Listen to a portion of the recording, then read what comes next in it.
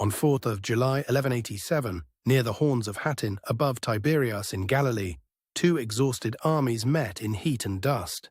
The battle still matters because it shattered Crusader power in the Levant and reshaped the region. By the late 12th century, the Latin kingdom of Jerusalem was strained by rival nobles, fragile truces, and the constant need to defend scattered strongholds. Across the frontier, Saladin was steadily uniting Muslim power around Egypt and Syria.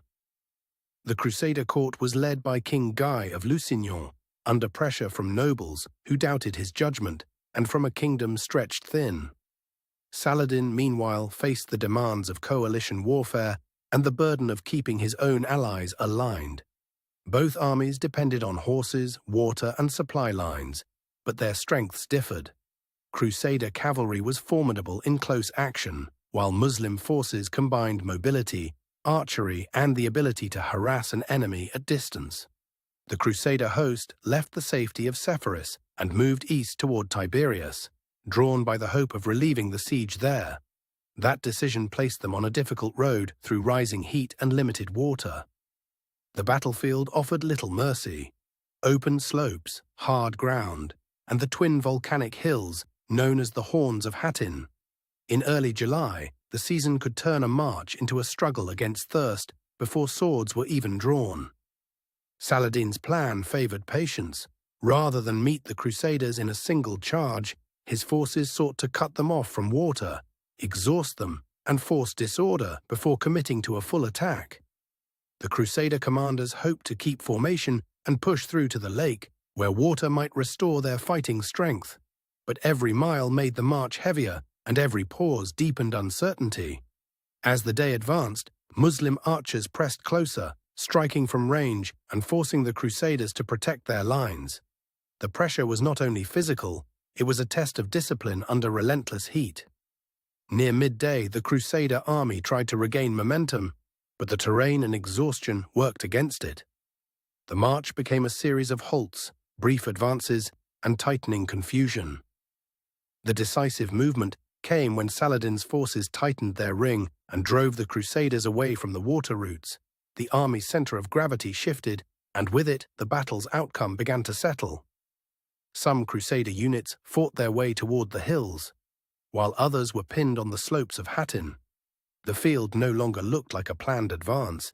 It looked like a struggle to survive as an organized army. When the Crusader line finally broke, the result was not a single dramatic moment, but a collapse of coordination. Leaders, horses, and foot soldiers were pulled into different directions, and the army ceased to function as one. The aftermath was immediate and severe. Many nobles were captured, and the Crusader kingdom lost men whose ransom or survival had once anchored its politics and defenses. Tiberias and other Crusader positions soon became vulnerable, and Saladin's victory opened the way for further gains. Within months, the balance of power in the region had changed dramatically. Jerusalem itself would fall later that year, but Hattin made that outcome far more likely. The battle weakened the Crusader military system and exposed how dependent it had been on a small number of field armies. In the years that followed, the Third Crusade tried to recover what had been lost. Yet Hattin remained a warning that strategy, water, terrain, and timing could decide a campaign before the final clash. Historians still debate the exact weight of individual decisions, including how much freedom the commanders truly had once the march began. What is clear is that the Crusaders entered a trap of their own making. Some accounts emphasize Saladin's careful planning, while others stress Crusader misjudgment and the unforgiving environment. Most historians agree that the battle cannot be explained by one cause alone. The numbers in medieval sources are often uncertain, and later retellings can magnify certainty where the evidence is thin. Careful history keeps the scale of the battle impressive without pretending every detail is fixed. The battle also remains important because it shows how medieval warfare depended on logistics as much as courage. Water, movement, and command cohesion could matter more than armor or reputation. For the Crusader states, Hattin was not just a defeat, but a turning point in legitimacy.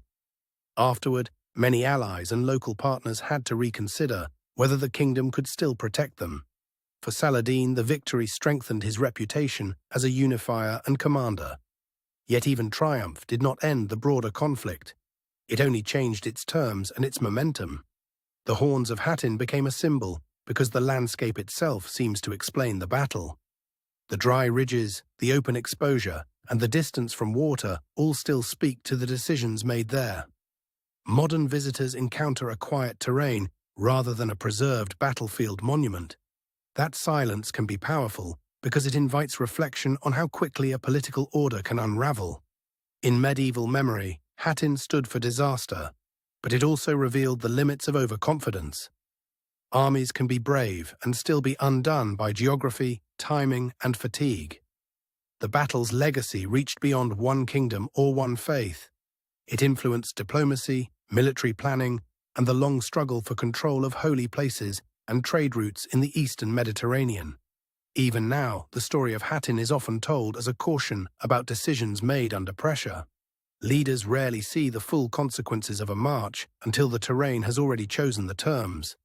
The sources preserve different voices, and that variety is part of the challenge. Chroniclers wrote from allegiance, grief, triumph, or hindsight, so the historian must read carefully. What remains certain is the scale of transformation that followed. Hattin helped end an era of Crusader confidence and began a new phase of contested rule in the region. The battle also reminds us that medieval warfare was deeply human and deeply environmental. Men fought, but the summer sun, the ground, and the water supply fought too. In that sense, Hattin was not only a clash of armies, but a test of systems. The side that better matched its plan to the land and season gained the decisive advantage. The battle's memory survives because it is both specific and universal. It is rooted in one July day near Tiberias, yet it speaks to the broader history of ambition, error, and endurance. Hattin remains one of the clearest examples of how a campaign can turn on a single march. The army that arrived thirsty and divided could not recover once the battle lines closed. For centuries afterward, the site continued to carry that weight of memory. The hills look quiet now, but history has left them with a lasting gravity. To stand here is to see how terrain can become destiny. At Hattin, the land did not merely witness history, it helped decide it.